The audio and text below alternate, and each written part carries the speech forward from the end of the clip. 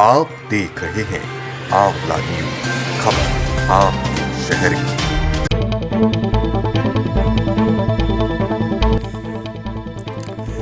आज हम आपको कोरोना संक्रमण की ऐसी बात बताने जा रहे हैं जिससे आप विचलित भी हो सकते हैं। कृपया ध्यान से बिना घबराए हुए खबर को धैर्य से देखिएगा।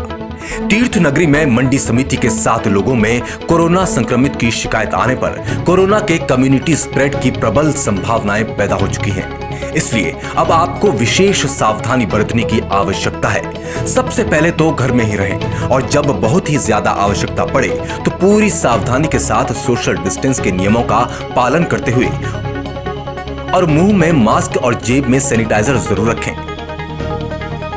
ये हम इसलिए कह रहे हैं कि स्वास्थ्य विभाग ने अभी ऐसी कोई जानकारी प्रेषित नहीं की कि जिसमें मंडी में पहुंचे कोरोना की पुष्टि हो सके।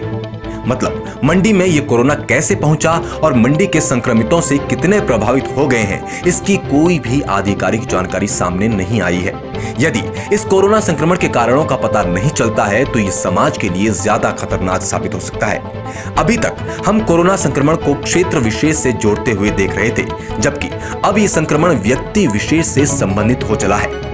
हमें यह नहीं पता कि मंडी अध्यक्ष समेत दूसरे 6 लोगों को कोरोना कैसे हुआ, जबकि सबसे गंभीर सवाल तो यही है कि जब हमें इस संक्रमण के मुख्य किरदार के बारे में पता नहीं चलेगा तब तक संक्रमण और ज्यादा प्रभावी होता जाएगा। क्योंकि कोरोना संक्रमण का मुख्य वाहक तो समाज में खुलेआम संक्रमण फैला रहा है। इस मुख्य वजह से यह कहना भी गलत नहीं होगा कि तीर्थ नगरी समेत आसपास के इलाकों में कोरोना संक्रमण के भयानक हालात पैदा न हो गए हों। वहीं कोरोना जांच पर स्वास्थ्य विभाग की बहुत बड़ी लापरवाही सामने देखने को मिल रही है। यही गलतियां पहले एम्स करता हुआ आ रहा था, अब देहरादून स्वास्थ्य विभाग भी वही गलतियां दोहरा रहा है।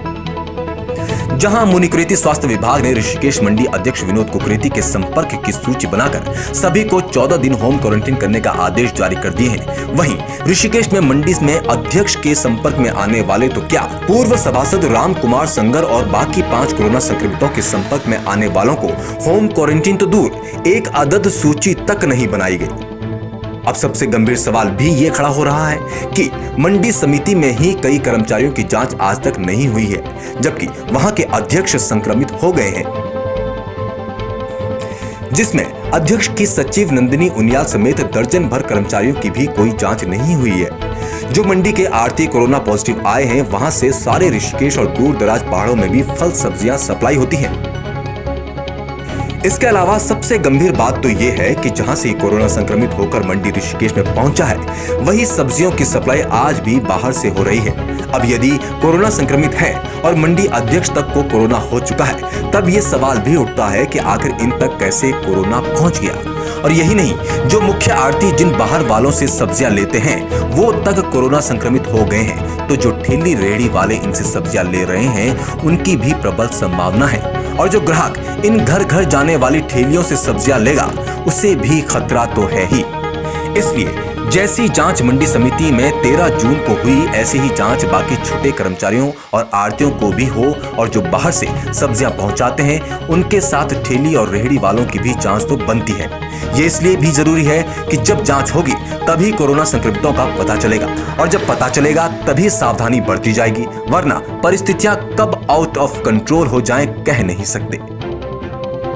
वहीं ताज्जुब की बात तो यह है कि इस विषय पर एसडीएम ऋषिकेश वरुण चौधरी का स्पष्ट कहना है कि आईसीएमआर की गाइडलाइन के अनुसार कोरोना के बिना लक्षणों की जांच की कोई आवश्यकता ही नहीं है। वहीं ऐसे में जांच भी हो गई है और रिपोर्ट भी पॉजिटिव आ गई, मंडी सील भी हो गई, मुनिकृति में कॉन्टैक्ट ट्रेसिंग भी हो गई, पर इस बिना लक्षण के कोरोना जांच का तो कोई नियम ही नहीं बना है। वहीं एसडीएम का यह भी कहना था कि जब बगल में एम्स जैसा केंद्रीय संस्थान है तो रिपोर्ट को चंडीगढ़ भिजवाने की क्या जरूरत थी। अब सवाल ये खड़ा हो चुका है कि पहले तो बिना लक्षणों के मंडी में जांच ही क्यों करवाई, और जब जांच हुई तो उसकी रिपोर्ट एम्स के बजाय चंडीगढ़ क्यों भेजी गई। वहीं मंडी अध्यक्ष ने इस जांच के बारे में क्या कहा था वो भी सुनिए। पहले तो मैं आभार व्यक्त करना चाहूँगा माननीय कृषि मंत्री जी का और सीएमओ देहरादून का, जिन्होंने हमारे आग्रह पर एक जांच टीम यहाँ पे भेजी थी, क्योंकि जो मंडी है वो बहुत ही संवेदनशील जगह है, काफ़ी भीड़ भाड़ रहती है और विभिन्न प्रांतों से, विभिन्न उत्तराखंड के विभिन्न क्षेत्रों से लोगों की आवाजाही है मंडी में। तो इसलिए हमने एक रैंडम सैंपलिंग के लिए आग्रह किया था, जो उन्होंने किया। लगभग 70-80 लोगों का हमारे यहाँ पे टेस्ट हुआ है रैंडम। इसके अलावा सब्जियां भी कल के मुकाबले 4 गुना महंगी बिक रही हैं। जो टमाटर कल तक 10 रुपए किलो बिक रहे थे, आज वही टमाटर 40 रुपए किलो बिक रहे हैं। वहीं आलू, प्याज और दूसरी सब्जियां भी महंगी हो चुकी हैं। अब आप ऐसी व्यवस्थाओं में जीने को मजबूर हैं जहां हर एक के लिए अलग अलग नियम सामने देखने को मिल रहे हैं। आंवला डिजिटल मीडिया आप सभी को घर पर रहने की सख्त हिदायत देता है, क्योंकि परिस्थितियां कब नियंत्रण से बाहर चली जाएं कह नहीं सकते। खबर को लाइक शेयर जरूर करें, जिससे आपके दोस्तों तक भी पहुंचे ये अहम जानकारी। ब्यूरो रिपोर्ट, आंवला न्यूज, तीर्थनगरी ऋषिकेश।